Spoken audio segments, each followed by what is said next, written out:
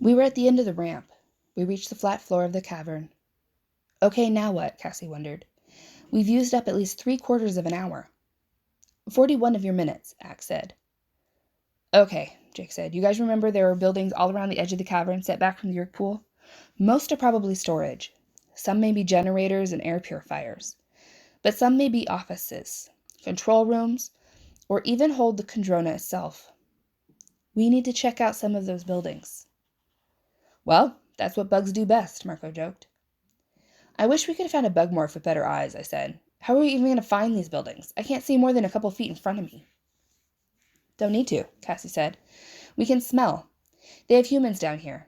I don't know about Horpager and Taxons, but if there are humans down here, they must eat somewhere. And I swear I smell French fries. She was right. I don't know if they were fries, but my roach brain definitely detected food. Go for the fries, Jake said with a laugh. We barreled away across the dusty ground. Just ahead, a wall loomed. It was easy enough to find a crack. A roach can slide through a crack no thicker than a quarter. We emerged into a brilliant light and an assault of sounds and smells. So where do you think we are? Mirko asked. This looks like linoleum under us, I said. Dirty linoleum. I feel a lot of vibrations, lots of feet, I'm guessing, and voices, too many for me to make sense of them. I smell humans, Axe confirmed. Humans don't smell, I said, only half joking. Oh, humans smell, Axe argued. It's not a bad smell, sort of like an animal we have back on my planet called a flower. So we have French fries and humans, Marco said. Are you telling me we have reached the Yerkpool McDonald's? If it's some kind of lunchroom or something, it would be a good place to listen in on conversations, Cassie said. Maybe we can get closer, crawl up under the table. We should be able to... Suddenly, a shadow fell over us. Something huge was overhead, blocking out the harsh fluorescent light. Now that is not a human smell, Axe said. I smell it too, I said. It's familiar. I don't like it. Something... I've smelled it before. I can't get my human memory and my roach senses together. It smells like... Taxon! Cassie yelled suddenly.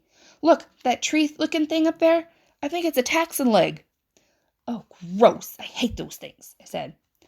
Look out! Hurtling down from the fluorescent sky at incredible speed came something like a bright red whip.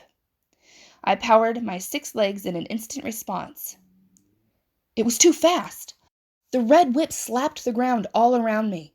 It fell over me like an awful wet quilt. Something like glue oozed around me, seeping under my shell, gumming up my legs. No! I screamed. I'm trapped, Marco cried. I was lifted up off the ground. My back was glued to the red whip, and I was hurtling through space.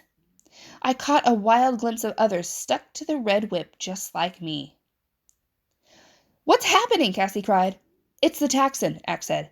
I think he's about to consume us. We were stuck to the frog-like tongue of the Taxon, as the evil creature slurped his tongue back down his throat. I can't get loose, Jake yelled. In an instant, without warning, death had come for us. I was glued down, helpless, as the Taxon's red tongue sucked back into his mouth. And then, everything, everywhere, stopped. The sticky red whip of the Taxon's tongue stopped moving. But it was more than that. Nothing was vibrating against my antenna. There were no sounds, there were no smells, because the air itself had stopped moving. Then, without meaning to, I began to demorph. What's going on? I asked. I'm demorphing, Cassie said, but it wasn't me doing it. Are we dead? Is this some kind of hallucination? I asked.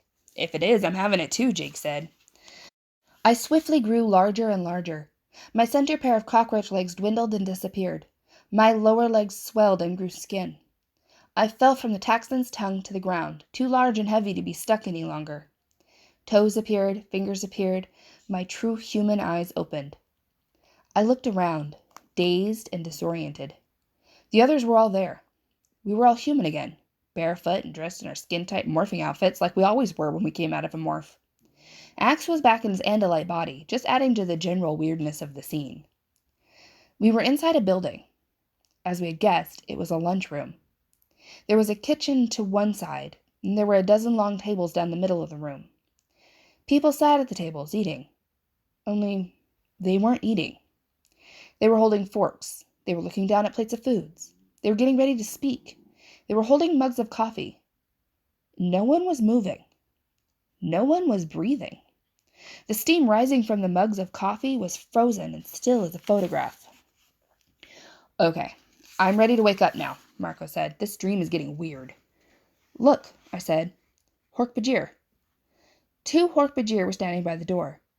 I had never seen one standing still before. Even frozen in place, they were frightening. 7 feet of knife-edged arms, legs, head, and tail. Salad shooters on legs, as Marco said. Walking razor blades. And then there was the Taxon, the one who'd been about to eat us. It was a monstrously big centipede, as big around as a concrete sewer pipe.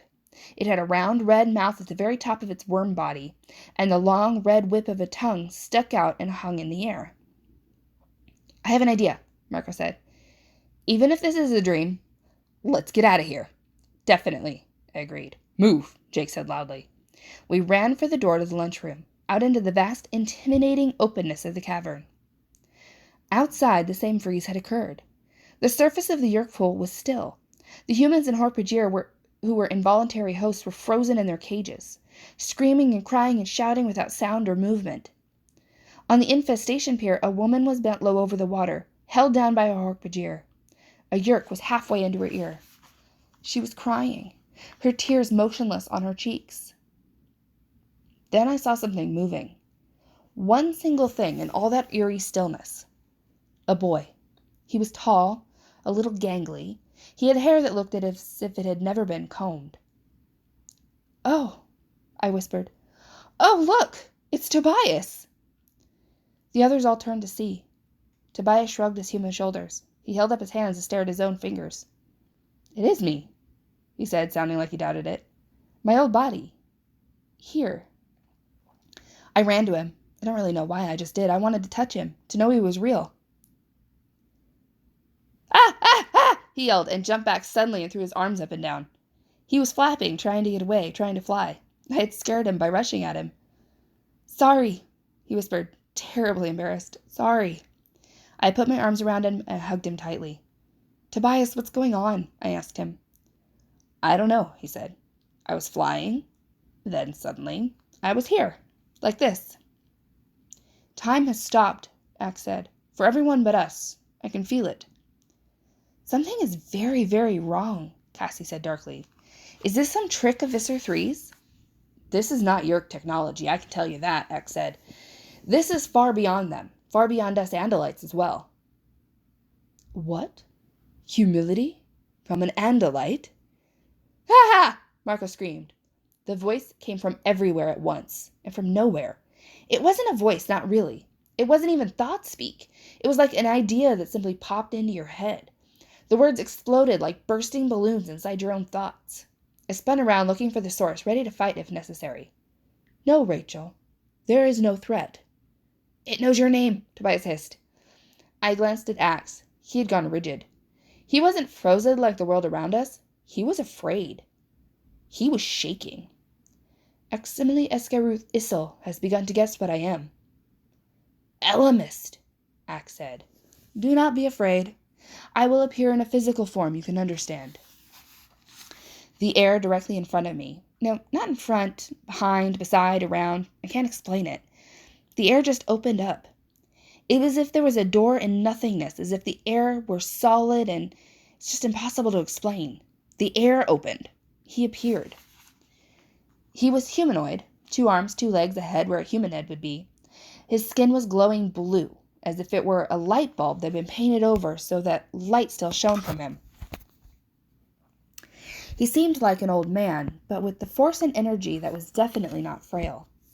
His hair was long and white. His ears swept up into points.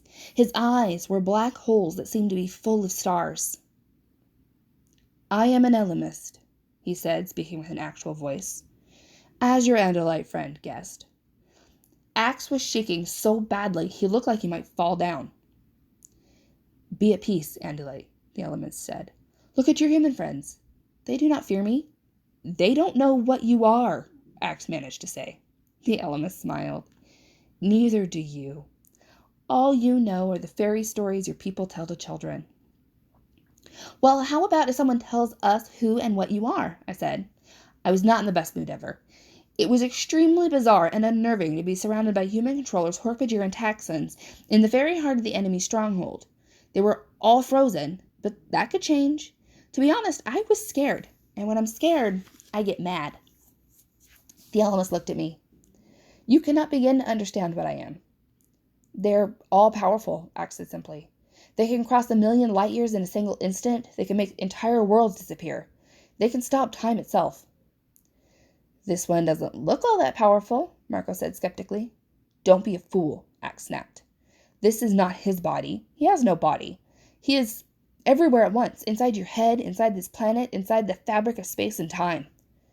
So why are you here? Jake asked the Ellimist. Why all of this? Why did you bring Tobias here? Obviously, you saw through our morphs, Marco said. You knew who we were. You even know our names. You brought us all here together. Why? Because you must decide, the Ellimist said. Decide what? I demanded. The fate of your race, the Ellimist said. The fate of the human race.